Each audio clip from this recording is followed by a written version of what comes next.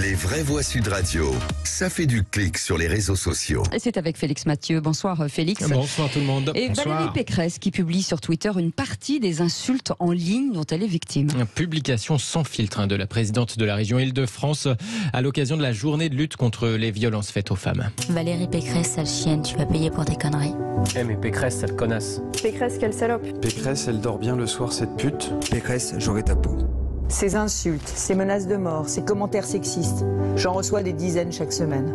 Et je sais que vous aussi, femmes, étudiantes, journalistes, influenceuses, streameuses, chefs d'entreprise, publiez toutes ces attaques quotidiennes parce que l'omerta, c'est fini et que nous ne nous tairons plus.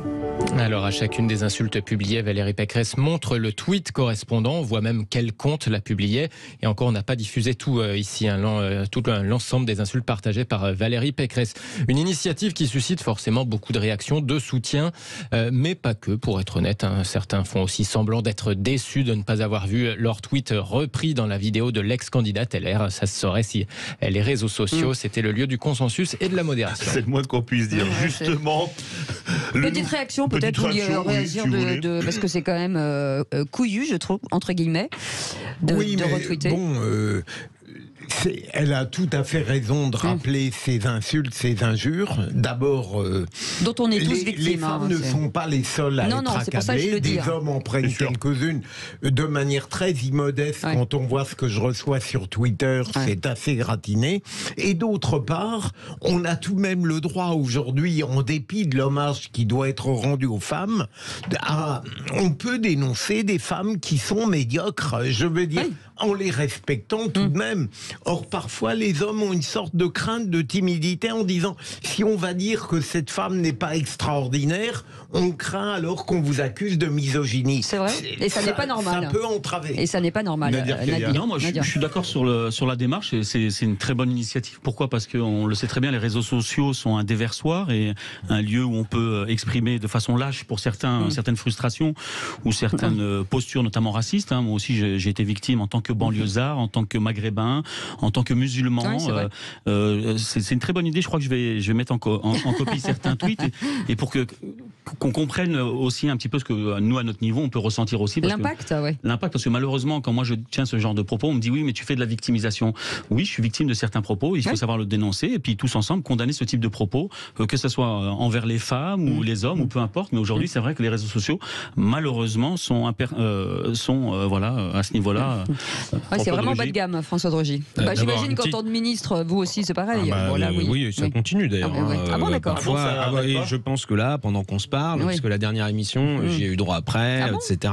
Quand Philippe Bilger dit en revanche, oui, on n'ose pas s'attaquer aux femmes, je crois que Valérie Pécresse, pour le coup, il y a beaucoup de gens qui l'ont critiqué, mais qui ont dit elle n'est pas à la hauteur, etc. Donc je pense qu'il y a eu des débats aussi sur les hommes, les femmes, sur le fait, par exemple, quand on est candidat à la présidentielle, je pense qu'on ne fait pas une exception pour les femmes en disant non, on va rien dire. Non, là, honnêtement, et franchement, je suis pas là, je la soutenais pas, etc. Mais elle a, je crois, beaucoup pris pour son grade. Et d'ailleurs, la critique était légitime aussi.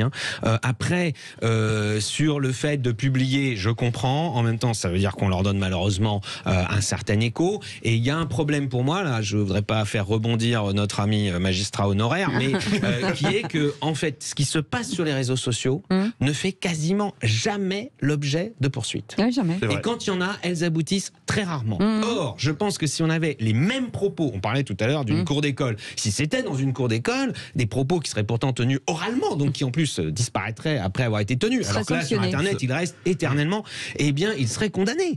Si c'était, d'ailleurs je rappelle que dans l'hémicycle de l'Assemblée nationale, autant on ne peut pas être poursuivi devant un tribunal, autant l'Assemblée peut prendre des sanctions par rapport à un député qui insulterait un autre député. Peut-être que M. Servat, dont on parlait tout à l'heure, va être sanctionné d'ailleurs. Donc je trouve que ça c'est un problème. Moi je vais vous donner un exemple récent, et là je trouve que c'est d'autant plus grave quand c'est un responsable politique. Monsieur Ruffin fait un tweet avec une vidéo, donc c'est quelque chose qui est construit, il a pris du temps, etc. Où il dit, je résume, mais vous pourrez aller vérifier sur Twitter, sa vidéo elle est toujours en ligne, de Rugy, c'est l'homme des châteaux, et moi j'ai envie d'être le paysan qui fout le feu au château.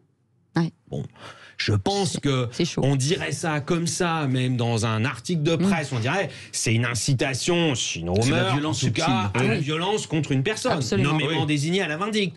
Là, ça passe comme ça. La seule chose que j'ai pu faire, c'est faire moi-même une réponse, une réaction, qui a eu d'ailleurs un certain succès. Donc au moins, on peut se dire sur les réseaux sociaux, il n'y a pas que le négatif qui de temps en temps intéresse les gens. Il y a aussi le fait qu'on puisse se défendre. Mais moi, le fait que ça ne soit pas du tout régulé, qu'on considère que c'est un espèce d'endroit, un no man's land judiciaire où on fait ce qu'on veut, c'est le Far West de l'expression.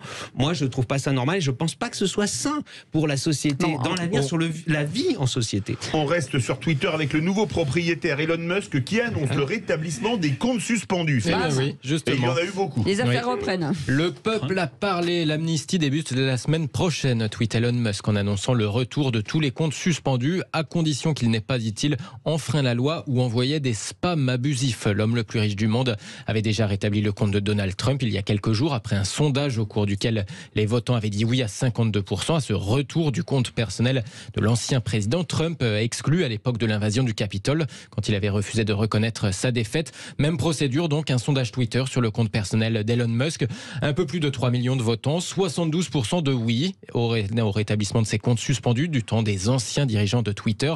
Et le nouveau patron donc du réseau social qui explique ne pas avoir pour autant complètement une conception absolument illimitée de la liberté d'expression, puisque par exemple il refuse le retour d'un militant d'extrême droite qui avait remis en cause la véracité d'une tuerie dans une école en affirmant que c'était une mise en scène. Là par exemple celui-là, Elon Musk précise qu'il ne le laissera pas revenir sur Twitter. Merci. Contrairement à beaucoup d'autres comptes suspendus. Il avait d'ailleurs promis initialement que tout cela serait réglé dans le cadre d'une commission. Et il a laissé la commission de côté, il a réglé ça tout seul. On en reparlera bien entendu. Vous restez avec nous dans un instant. Le grand débat avec le parquet national financier qui a ouvert 2 informations judiciaires sur les comptes de campagne d'Emmanuel Macron et d'éventuels délits de favoritisme en faveur du cabinet de conseil McKinsey. Et la question que l'on vous pose, c'est l'utilisation de ces cabinets est-il justifié selon vous? Et ben pour l'instant, vous nous dites non à 97%. J'ai envie de vous dire que je ne suis pas vraiment étonné. Allez, vous voulez nous en parler? On en parle avec nos éditorialistes du jour et vous êtes l'antenne vous est ouverte. 0826 300 300. Merci de votre fidélité. On est ensemble jusqu'à 19h30.